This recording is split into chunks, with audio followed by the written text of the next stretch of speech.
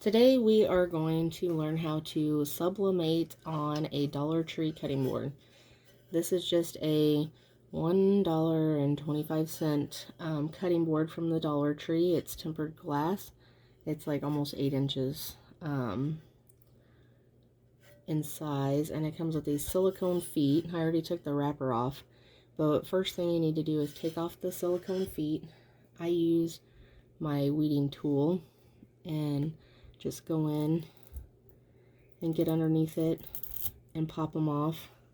And most of the time they can just be reused as is, but sometimes you may need to add a little bit of super glue if some of the adhesive stayed on to the cutting board.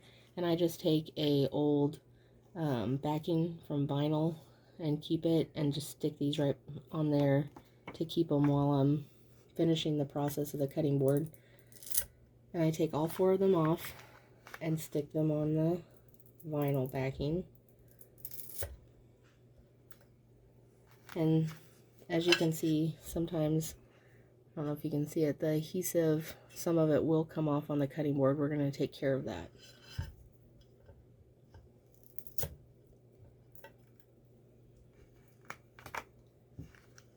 Like that one, I don't know if you can see that some of the backing did come off on a few of these. So the next thing I do is I have a towel down, because I like to take my bottle of rubbing alcohol and mainly spray the corners where you took the feet off, just a little bit on there. And I take a cotton, either cotton balls or these cotton pads, and clean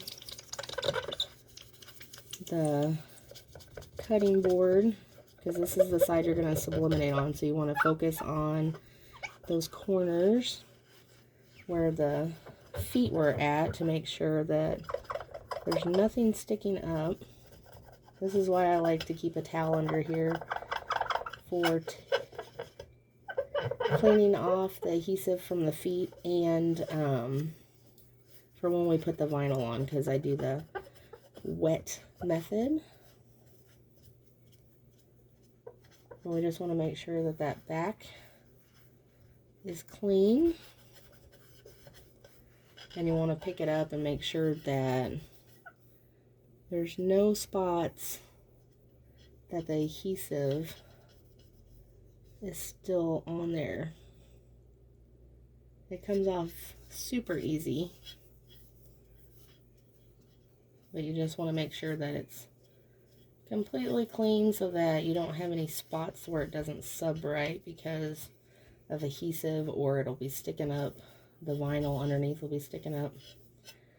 Okay, that's all cleaned off. Kind of let it air dry for a second for that rubbing alcohol. And I already have my square cut out of my vinyl, so we're going to use that next. And a water bottle with just a drop of regular soap, nothing with moisturizer or anything. Shake it up, and then you use that to apply the vinyl in the wet method. So I'm just going to coat this. You don't have to go overboard, but you want it to make sure that it's wet. I tend to go overboard sometimes. So that's all wet. I'm going to take my weeding tool and just pick up my vinyl. And you're going to take your sticky part and you're going to put it down on the mat. And you're going to be able to move this around because of the water. And you want to get it nice and even.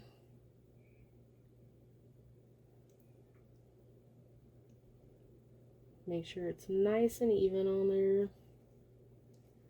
I have noticed some of these cutting boards may be just a little off, but it doesn't really take away from the final project once you get it. And I like to curve my edges on my vinyl. Okay, that's on there where I want it. So then I take my burnishing tool and I go and I hold it down so that it doesn't move on me, and make sure I have it where I want it. Hold it down and squeegee. That's why the towel really comes in handy. Squeegee all the water out of the vinyl. And then you're gonna do the other end. And see how much water came out of there? It's taken all the moisture out from underneath. Make sure you apply enough pressure to get all that water out. This is definitely why a towel comes in handy, so I just use an old towel. Okay, I think all that water is out. So then I'll take it underneath my towel and kind of dry it. And then now is when you can hold it up to the light and make sure you don't have any air bubbles in there. And it looks very smooth, and that's what it looks like from the front. Now I'm just going to turn off the video and let this dry. I tend to let them dry for about at least 15 minutes. Sometimes it might take longer depending on how much water you use, but you could probably go ahead and start doing it now, but I like to let it dry. So we're going to let this dry. Okay, after it's dry, it's going to look like this. And it's going to be ready to sublimate on. So what I'm going to do is I'm going to take it and I'm going to line it up with my image. This is the image I'm going to use. I'm going to line it up on my image how I want it. And you can see the image through the top of the glass to help line it up how you want it. And once you have it lined up, I'm going to tape it in a few places.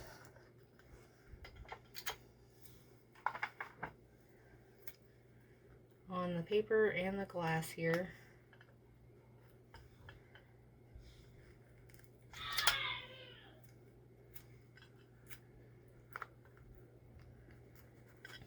And that will hold it. And then see it's taped on there like that. And then the next step will be to press it. Alright, now that we have our image on and the heat press is heated up, what we're going to do is I have a piece of parchment paper on the bottom of the press. I'm going to set my image down on the press and the glass on top. And then another piece of parchment paper over the top. I don't think you'll have to worry about your top heat plate, but I just do it just to be on the safe side. And once that's in there, then you're going to press it at 385 degrees for 190 seconds. So we're going to let that count down, and then I will come back and show you what it looks like. Okay, now the heat press is almost done. So I'm going to get a glove on because it's going to be extremely hot. And then I'm going to open the press and I'm going to check it and make sure that the color came through like I want it to.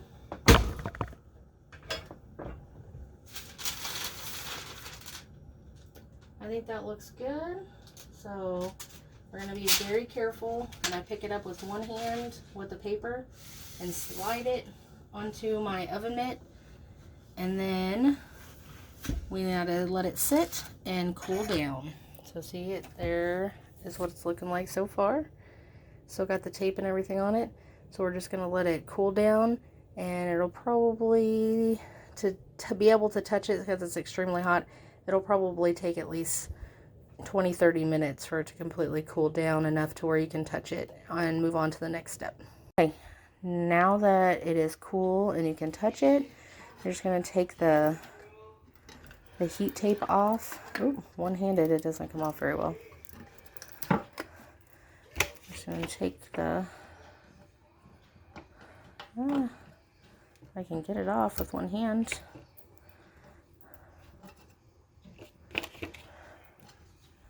Okay, we're gonna get it off. All right. Okay, and once you take the tape off, you're just going to put it under the water for a few seconds and let the water rinse over the back of it. We're going to turn the water on. We're just going to rinse it over the back of it and get the whole back wet. And then we're going to put it over here in the sink and let it rest for a few minutes before we remove the sub paper. Okay, now that it's set, we're going to pull the paper off, and don't worry about the leftover paper on the image because that'll come right off. We're just going to pull as much paper as we can get off. And then turn on your water and get a scrub brush and just scrub the white part off, and I will come back and show you the finished cutting board as soon as I'm done scrubbing the white part off, the paper off. Okay guys, here's the finished cutting board. It's kind of hard to see, but it actually is teal like it's supposed to be and not blue. Here's the back. It's nice and smooth. There's no paper or anything on it. But that is it. And then all you have to do is take your silicone feet and put your feet back on. And you are good to go.